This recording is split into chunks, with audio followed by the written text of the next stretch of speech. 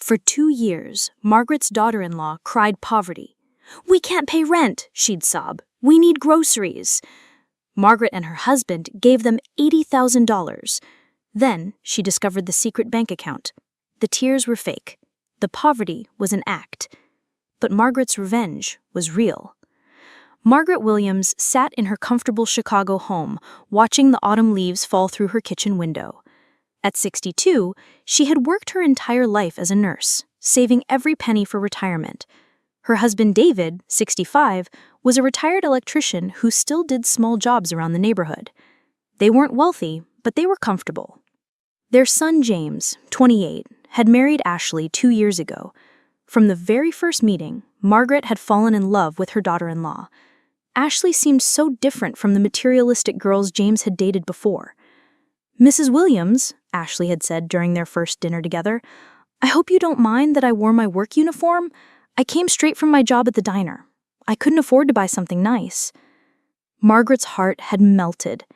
Here was a young woman who worked hard, wasn't ashamed of her humble job, and clearly loved James deeply.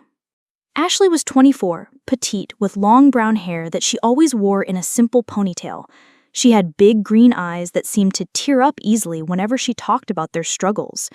She dressed modestly, always in jeans and simple sweaters, never any makeup or jewelry. "We're saving every penny," Ashley would say. "James and I want to buy a house someday, but it's so hard on our salaries." James worked as a junior accountant at a small firm making $35,000 a year. Ashley claimed to work at a local diner, bringing home maybe $300 a week in tips. Together, they barely made enough to cover their rent on a small apartment across town. Margaret and David had been so impressed by the young couple's determination to make it on their own. Unlike James's previous girlfriends, who always seemed to want expensive gifts, Ashley never asked for anything, which made it even more heartbreaking when she finally did. It was 6 months after the wedding when Ashley first broke down in tears at Sunday dinner. "I'm so sorry," she sobbed, covering her face with her hands. "I'm so embarrassed. I never wanted to burden you with this." "What's wrong, honey?" Margaret had asked, immediately moving to comfort her daughter-in-law.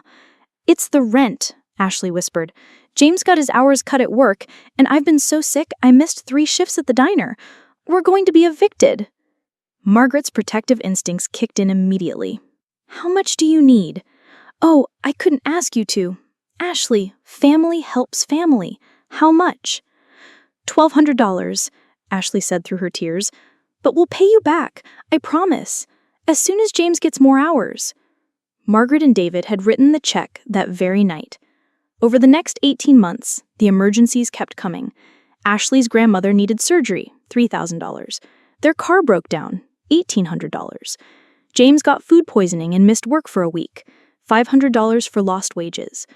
Ashley had a dental emergency, $2,200. Each time, Ashley would arrive at their house in tears, apologizing profusely for having to ask. She would show them bills, medical records, or repair estimates. Everything always looked legitimate. "You're such angels," Ashley would sob. "I don't know what we'd do without you. My own parents are struggling too. You're the only ones who can help us." Margaret kept careful records in a notebook she hid in her bedroom drawer. By October of their second year of marriage, she and David had given James and Ashley exactly $78,400. It was money they could afford, technically. Their retirement savings were substantial, and they lived simply. But it was still a significant amount, money they had planned to use for travel, or perhaps to help with future grandchildren's college expenses. "They're young," David would say when Margaret worried about the amount. "Everyone struggles when they're starting out. Remember how hard it was for us?" Margaret did remember. She and David had eaten rice and beans for months when James was a baby, choosing between groceries and the heating bill.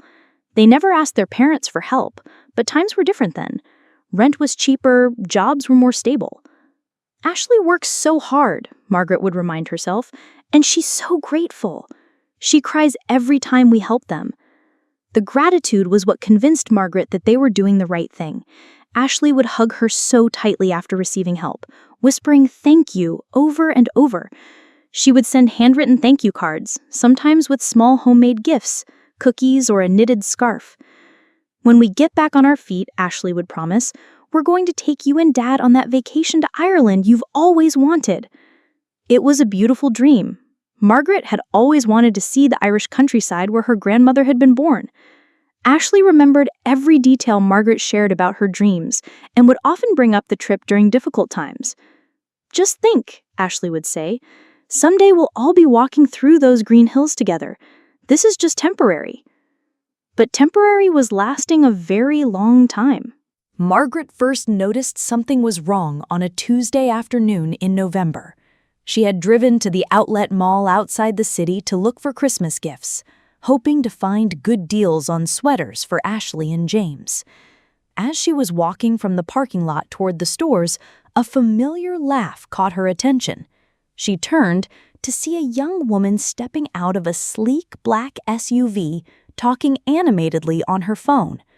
The woman wore designer jeans, knee-high leather boots that looked expensive, and a cream-colored coat that Margaret recognized from a boutique window downtown. She had admired it herself, but gasped at the $800 price tag. The woman turned, still laughing into her phone, and Margaret's breath caught. It was Ashley. But this wasn't the Ashley who came to Sunday dinners in her worn jeans and simple sweater. This Ashley looked like she belonged in a magazine. Her hair was professionally styled, she wore subtle but expertly applied makeup, and everything about her screamed money. Margaret ducked behind a parked car, her heart racing. She watched as Ashley ended her call and walked confidently toward the designer section of the outlet mall. Not the discount stores where Margaret shopped, but the high-end boutiques that still cost more than Margaret's monthly grocery budget. Margaret sat in her car for 20 minutes after Ashley drove away, trying to process what she had seen. There had to be an explanation. Maybe Ashley had saved up for months for that one outfit. Maybe the purse was a gift from someone. Maybe Margaret had been mistaken about what she saw. But the doubt was planted. Over the next few weeks, Margaret found herself paying closer attention to details she had previously overlooked. Ashley's old clothes, while simple, were actually quite well made. Her jeans weren't the $20 pairs from discount stores. They fit too well, looked too good. Margaret started noticing Ashley's hands during their Sunday dinners. For someone who worked at a diner, Ashley's nails were remarkably perfect. No chips, no stains from handling food, always neatly filed and polished. "How do you keep your nails so nice working in food service?" Margaret asked one Sunday, trying to keep her tone casual. Ashley glanced down at her hands, and for just a moment, Margaret saw something flicker across her face. Surprise, maybe even panic. "Oh," Ashley said quickly, "I wear gloves constantly at work, and I do my nails myself at home. It's my one little luxury." It was a reasonable explanation, but something about Ashley's tone felt off. She had answered too quickly, too defensively. Margaret began testing small details in Ashley's stories. When Ashley mentioned missing work due to illness, Margaret would ask follow-up questions about the diner's policies, about her coworkers, about specific customers. Ashley always had answers, but Margaret noticed she never volunteered extra details the way people usually did when talking about their jobs. Most people complained about difficult customers or gossiped about coworkers. Ashley's job stories were always vague, focused only on the financial impact of missing shifts. The breaking point came 3 weeks before Christmas. Ashley had called, crying as usual, explaining that their heating bill was higher than expected and they didn't have money for Christmas gifts for David and Margaret. "I'm so embarrassed," Ashley sobbed over the phone. "You two have been so generous, and we can't even buy you proper Christmas presents. Could you maybe, I hate to ask, but could we borrow $600? We'll pay you back after New Year's when James gets his bonus." Margaret had agreed, as she always did, but this time, instead of mailing a check, she decided to drive to Ashley and James' apartment to deliver it in person. She wanted to see them, maybe bring some homemade cookies to cheer them up. She had never visited their apartment before. Ashley always insisted on coming to Margaret and David's house for dinners and visits. "Our place is so small and embarrassing. I'd rather come to your beautiful home." Ashley had found the address in her address book and driven across town to a modest apartment complex.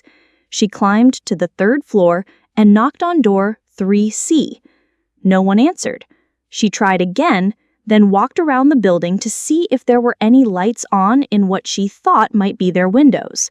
The apartment was clearly empty. Confused, she knocked on the door of 3B. An elderly man answered. "Excuse me," Margaret said politely. "Do you know the young couple in 3C, James and Ashley?" The man shook his head. "3C's been empty for about 6 months. Had a nice family there before, couple with a baby, but they moved out in the summer." Margaret's blood ran cold. 6 months? Yeah, maybe longer. Haven't seen anyone going in or out of there in ages. Margaret drove home in a daze. If James and Ashley didn't live in that apartment, where were they living? How had they been paying rent to a place they didn't even occupy? That night, she sat at her kitchen table with her notebook, looking at all the money they had given the young couple, $78,400 in 18 months. For the first time, Margaret began to wonder if every single dollar had been obtained through lies. Margaret didn't confront Ashley immediately. 30 years as a nurse had taught her the value of gathering all the facts before making any accusations. Instead, she decided to investigate. The next morning, she called the diner where Ashley claimed to work, Rosie's Family Restaurant on the south side of town. "Hi," Margaret said when someone answered the phone. "I'm looking for one of your employees, Ashley Williams. She's my daughter-in-law, and I wanted to surprise her at work." "Ashley Williams?" the voice repeated. "I'm sorry, we don't have anyone by that name working here." "Oh," Margaret said, thinking quickly. "Maybe she goes by Ashley Chen? She's about 24, brown hair, green eyes." "No, sorry. We've got 3 Ashleys, but none of them match that description, and nobody named Williams or Chen." Margaret hung up, her hands shaking. Over the next week, she called every diner within a 20-mile radius of where Ashley claimed to work. None of them had ever heard of Ashley Williams or anyone matching her description. Margaret's next step was to visit James at his accounting firm. She had only been there once before, for a company holiday party, but she remembered the location. She arrived during lunch hour and waited in the parking lot until she saw James leave the building. She followed him to a nearby sandwich shop and approached him carefully. "James, what a surprise," she said, forcing a bright smile. "Mom!" James looked genuinely pleased to see her. "What are you doing downtown?" "I had a doctor's appointment nearby," Margaret lied smoothly. "Are you on lunch break?" "Yeah, just grabbing a quick sandwich. Want to join me?" They sat in a quiet corner of the shop, and Margaret carefully steered the conversation toward work and money. "How are things going at the firm?" she asked. "Ashley mentioned your hours got cut a few months back." James looked confused. "Cut? No, actually, I got promoted to senior junior accountant in September. My hours increased, and I got a raise." Margaret's stomach dropped. "A raise?" "Yeah, pretty decent one, too. I'm making $42,000 now instead of $35,000. Ashley was so excited when I told her. Margaret nodded and smiled, but inside she was calculating. If James had gotten a raise in September, why had Ashley continued asking for money for rent and utilities every month since then? "That's wonderful, honey. I'm sure that extra money helps with all your expenses." "Definitely," James agreed. "It's nice to finally feel like we're getting ahead instead of always struggling." After lunch, Margaret sat in her car and called David. "We need to talk," she said. "Something's very wrong with Ashley's story." That evening, Margaret laid out everything she had discovered. David listened in growing shock as she explained about the empty apartment, the non-existent job, and James's promotion that Ashley had never mentioned. There has to be an explanation, but his voice lacked conviction. I think, Margaret said carefully, that we need to find out where they really live. It took Margaret 3 days of following James after work to discover the truth. On Thursday evening, she watched him drive to an upscale townhouse complex on the north side of the city, the expensive side where young professionals aspired to live. Margaret parked across the street and watched James pull into the driveway of a beautiful 3-bedroom townhouse with a 2-car garage. Ashley's black SUV, the same one Margaret had seen at the outlet mall, was already in the driveway. Margaret looked up the address on her phone. Similar townhouses in the complex were renting for $2,800 to $3,200 per month. If Ashley didn't work and James made $42,000 a year, there was no way they could afford a $3,000 monthly rent, not unless they had another source of income. Margaret thought about the $78,400 they had given the couple over 18 months. That was about $4,350 per month, more than enough to cover an expensive rent and still leave money for Ashley's designer clothes and shopping trips. Margaret and David had been unknowingly funding Ashley's lifestyle, a lifestyle that was far more comfortable than their own. Margaret decided she needed more evidence before confronting anyone. She told David she was visiting her sister for a few days and instead checked into a modest hotel near Ashley and James's townhouse. For 4 days, Margaret conducted surveillance like a private detective. She learned that James left for work every morning at 7:30 a.m., driving his modest Honda Civic. Ashley's day began differently. At 9 a.m., Ashley would emerge from the townhouse, dressed in expensive workout clothes, designer leggings, high-end athletic shoes, a jacket that Margaret recognized from Lululemon. Ashley would drive to an upscale gym about 10 minutes away. Margaret followed her the first day and watched through the gym's windows as Ashley attended what appeared to be a personal training session.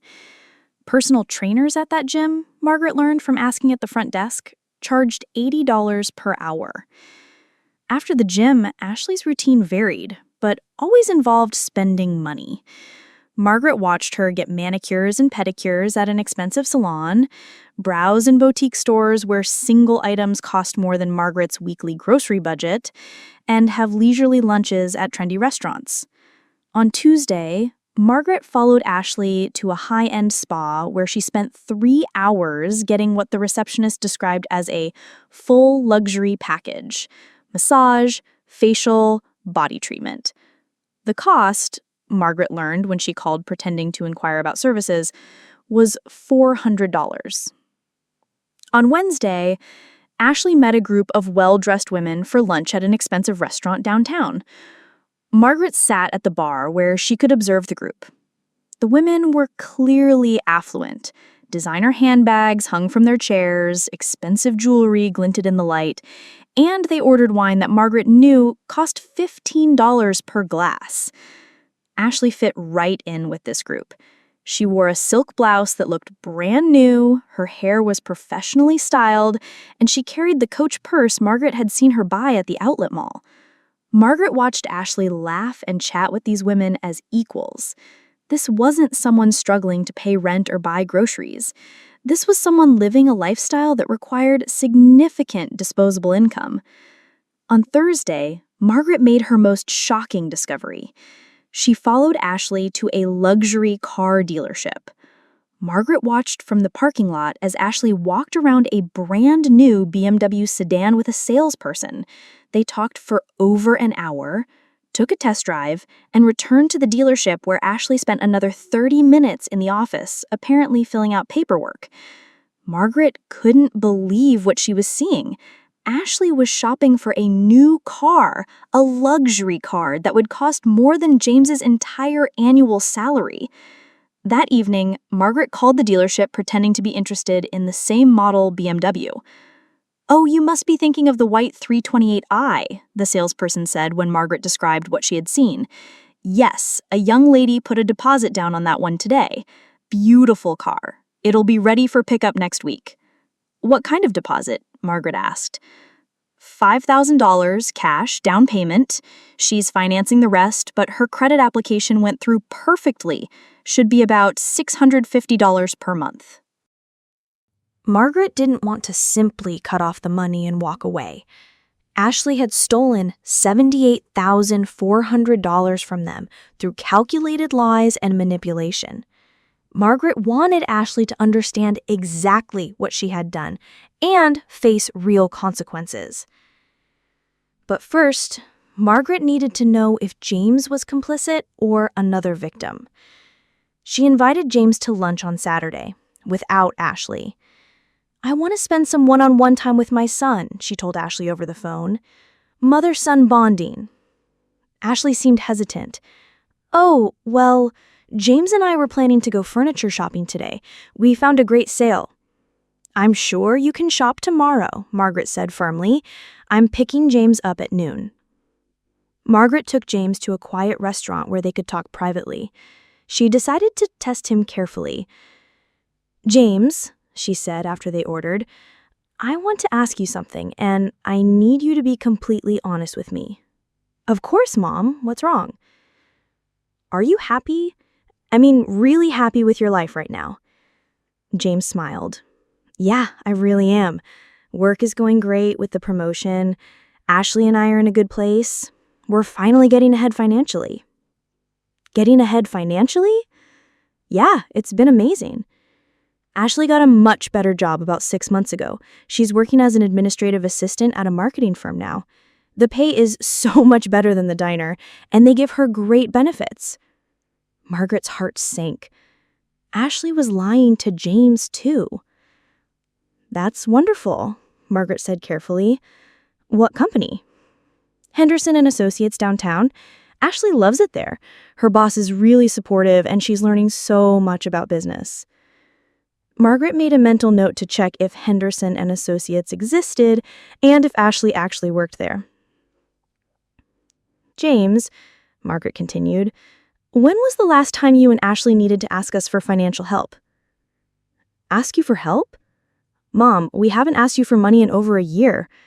Not since that time my car broke down and I was too embarrassed to ask for a loan." Margaret felt like the floor had dropped out from under her. "You haven't asked us for money in over a year?" "No, of course not. Why would we? We're doing really well now. Ashley's new job pays almost as much as mine, so we finally have some breathing room."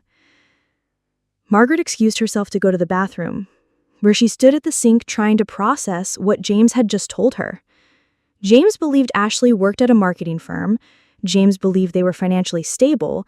James had no idea that Ashley had been crying poverty to his parents every month for the past year, claiming he was struggling at work.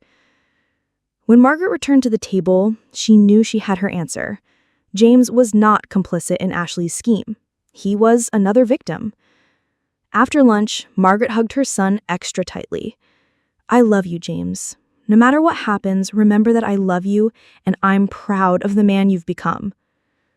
James looked concerned. "Mom, are you okay? You're acting strange." "I'm fine, honey. Just feeling sentimental." That evening, Margaret called Henderson and Associates. As she suspected, they had never heard of Ashley Williams. Margaret now had the complete picture. Ashley was living a double life, lying to everyone around her. She told James she had a good job and they were financially stable. She told Margaret and David that James was struggling and they desperately needed help. In reality, she was using the money from Margaret and David to fund a lifestyle far beyond what she and James could legitimately afford. Margaret spent Sunday planning her strategy. She wasn't going to simply expose Ashley and walk away. She was going to make sure Ashley faced consequences that would prevent her from doing this to other families in the future. On Monday morning, Margaret made several phone calls. First, she called a private investigator. "I need a complete background check on someone. I need to know everything: employment history, financial records, previous addresses, any criminal history." Next, she called her nephew who worked as a fraud investigator for a major bank. "Uncle Mike, I need some advice about financial fraud. Hypothetically, if someone obtained money through false pretenses, what kind of legal trouble could they face? Finally, she called Ashley. "Hi, honey," Margaret said, keeping her voice warm and loving. "I was wondering if you and James would like to come for dinner this Sunday. I want to cook something special." "Oh," Ashley said, sounding surprised. "That sounds lovely, but we might be busy." "I insist," Margaret said, her tone becoming firmer. "Family dinner, Sunday at 5 p.m. I'll cook that pot roast you love." There was a pause. "Okay," Ashley said finally. "We'll be there." Margaret smiled as she hung up the phone. Sunday dinner was going to be very interesting. Margaret spent the week preparing for Sunday dinner like a general preparing for battle. She organized all her evidence into a folder, practiced what she was going to say, and prepared herself for Ashley's reactions. The private investigator had called Wednesday with preliminary findings that confirmed Margaret's worst fears. Ashley had a history of financial deception dating back 5 years. She had been engaged to 2 other men from wealthy families, both relationships ending abruptly around the time the men's families discovered money missing. "She's got a pattern," the investigator explained. "She targets families with money, gains their trust through sob stories, then systematically drains their resources while living far beyond her apparent means." Margaret felt sick thinking about the other families Ashley had victimized, but she also felt validated. This wasn't just about $78,400. Ashley was a predator who needed to be stopped. Sunday arrived gray and cold. Margaret cooked pot roast, mashed potatoes, and green beans, Ashley's favorite meal, or at least the meal Ashley claimed was her favorite. James and Ashley arrived at 5 p.m. exactly. Ashley wore a simple sweater and jeans, carrying a small purse Margaret knew was from Target. Her humble costume was perfect, as always. "Mrs. Williams," Ashley said, hugging Margaret warmly. "Thank you so much for cooking. You know this is my absolute favorite meal." "Of course, dear," Margaret replied, hugging back, while thinking about the $400 spa treatment Ashley had gotten 2 days earlier. During dinner, the conversation was light and pleasant. Ashley complimented the food, asked about David's latest home improvement project, and shared what she claimed were amusing stories from her job at the marketing firm. Margaret watched Ashley lie effortlessly, weaving details into her fictional job stories with the skill of a professional con artist. She mentioned coworkers who didn't exist, described projects that never happened, and complained about a boss who was entirely imaginary. After dinner, as they moved to the living room for coffee and dessert, Margaret made her move.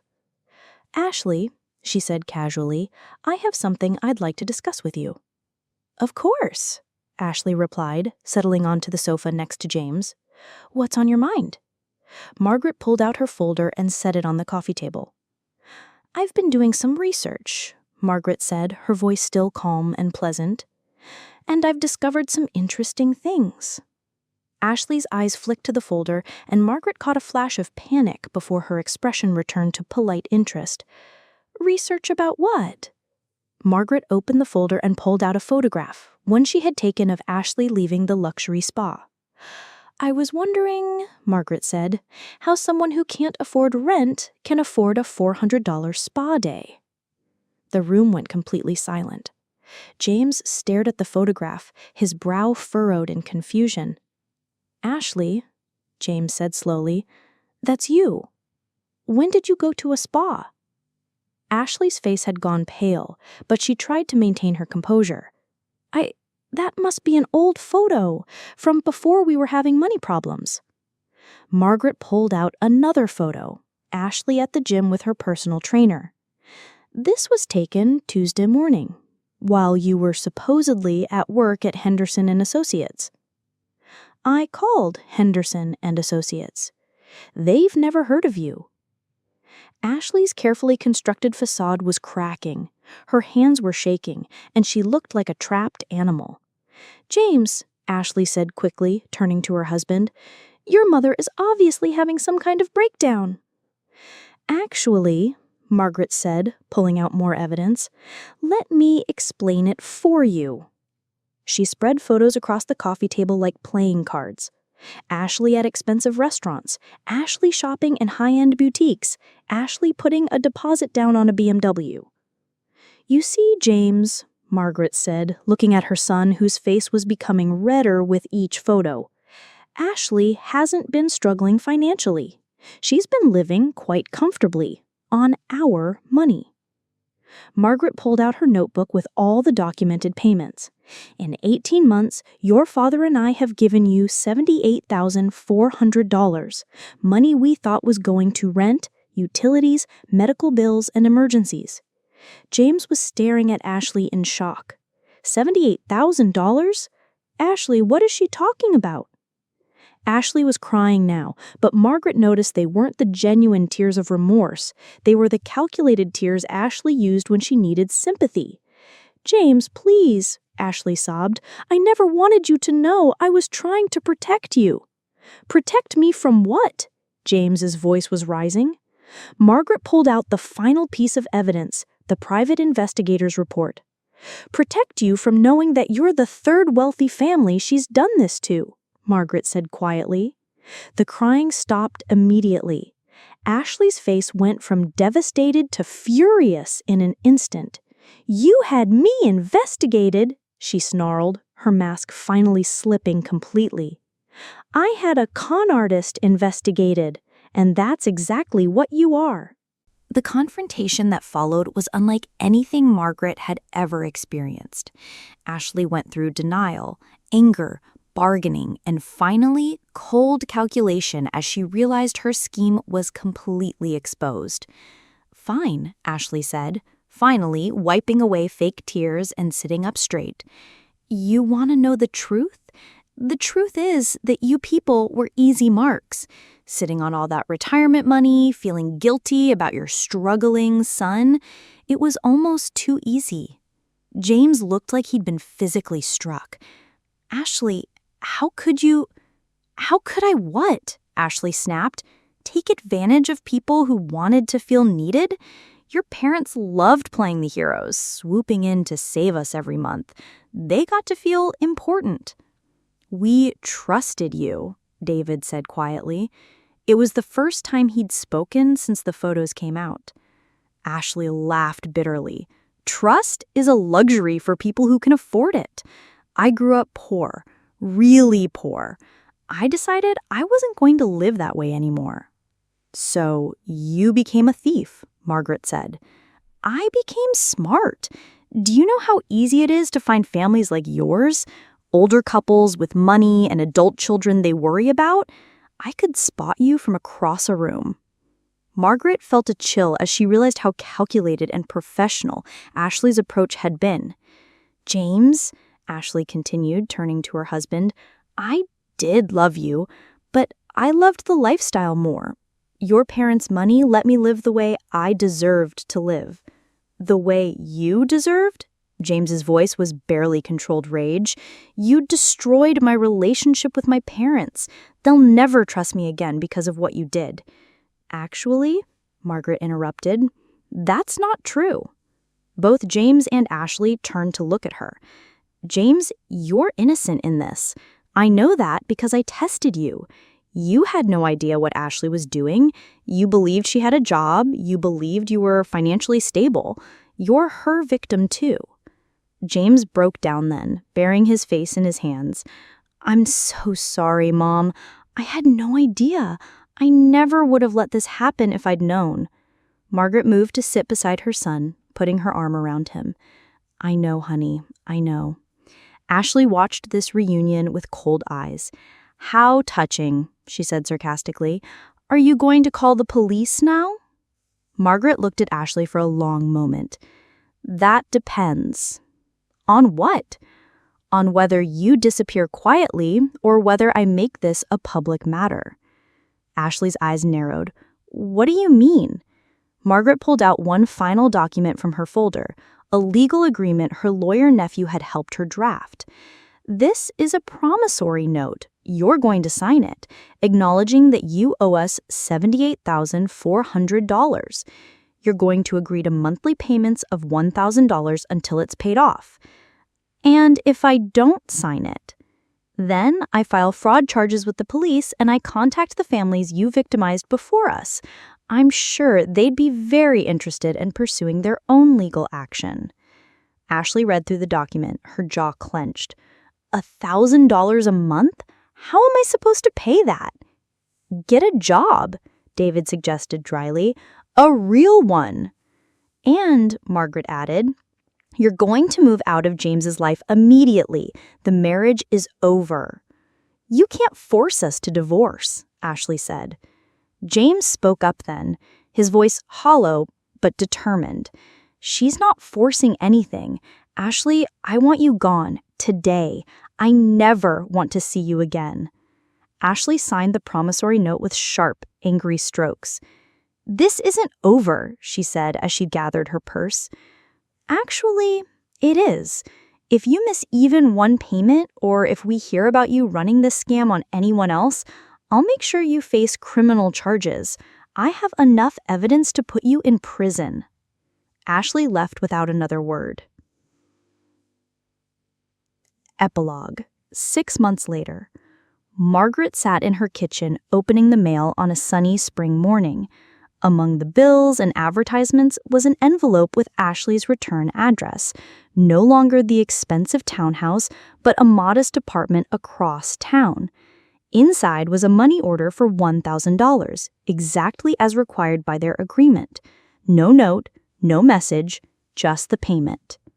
It was the 6th payment Ashley had made, right on schedule.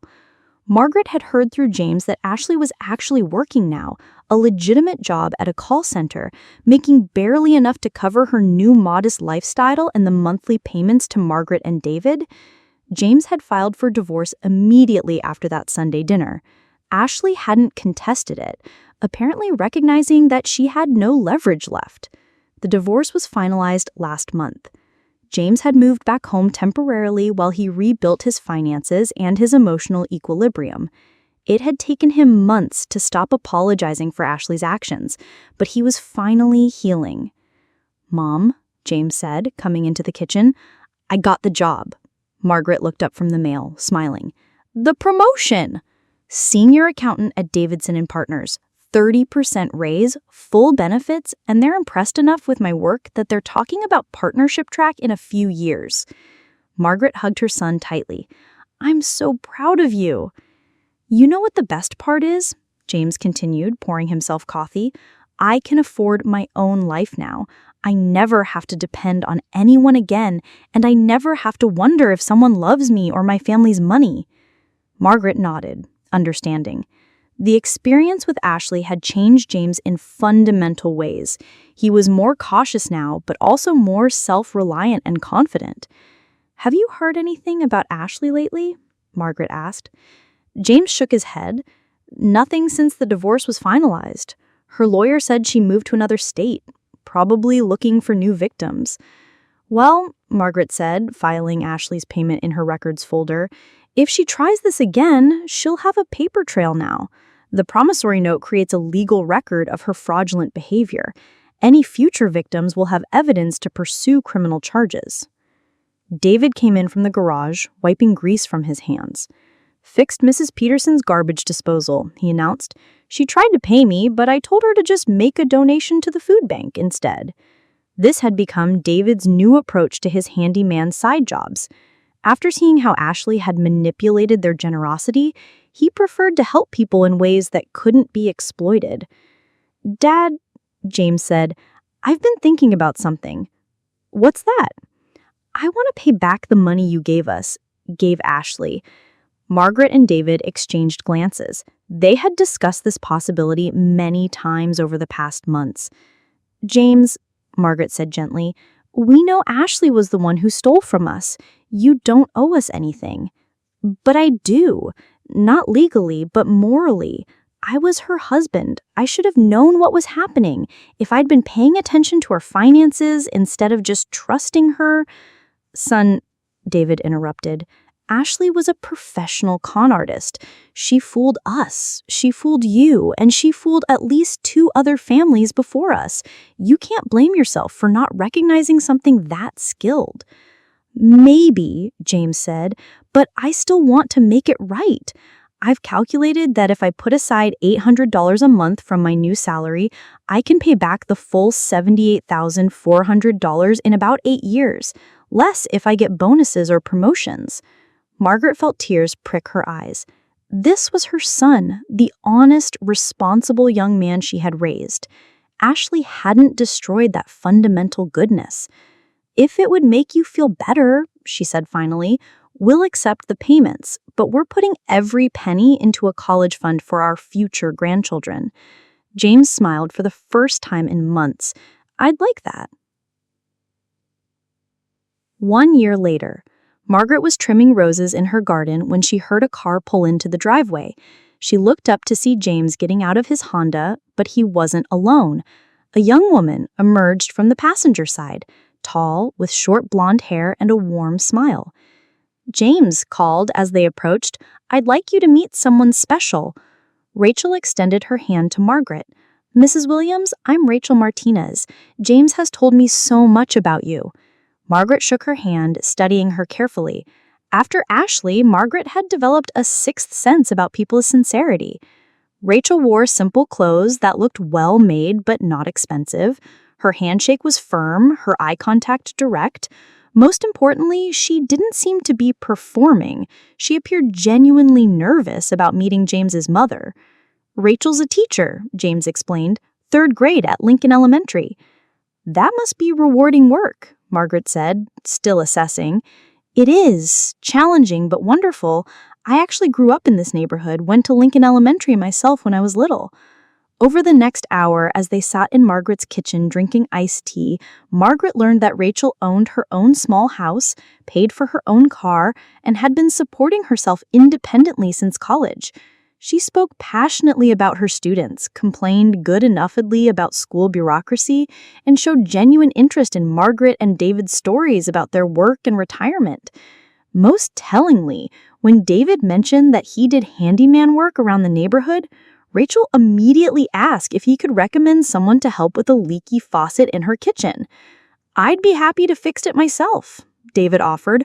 "Oh, I couldn't ask you to do that," Rachel protested. "I'd want to pay you properly." Margaret smiled. Rachel's first instinct was to pay for services, not to seek free help from James's family. After Rachel and James left, David turned to Margaret. "What do you think?" "I think," Margaret said, "that she's exactly what James needs, someone who doesn't need us." 2 years later, Margaret stood in the back of St. Mary's Church, watching James and Rachel exchange vows. It was a small wedding, just close family and friends, but it was genuine and joyful in a way James's first wedding had never been. Rachel wore her grandmother's wedding dress, altered to fit her. James wore a suit he had bought himself with money he had earned. The rings were simple gold bands they had chosen together within their budget. During the reception in the church hall, Margaret overheard Rachel talking to her maid of honor about their honeymoon plans. "We're driving up to Michigan for a long weekend," Rachel was saying. "James found this cute bed and breakfast near the lake. Nothing fancy, but it looks perfect for us." Margaret remembered Ashley talking about wanting to honeymoon in Europe, expecting James's family to fund an elaborate trip. Rachel was planning a modest getaway that she and James could afford on their own. As the evening wound down, James approached Margaret and David. "Mom, Dad, I want you to know how grateful I am, not just for supporting me through everything with Ashley, but for teaching me what real love looks like." He glanced over at Rachel, who was helping elderly relatives find their coats. "Rachel loves me," James continued, "but she doesn't need me to take care of her. She doesn't need my family's money or our social status. She just loves me, for me." Margaret hugged her son tightly.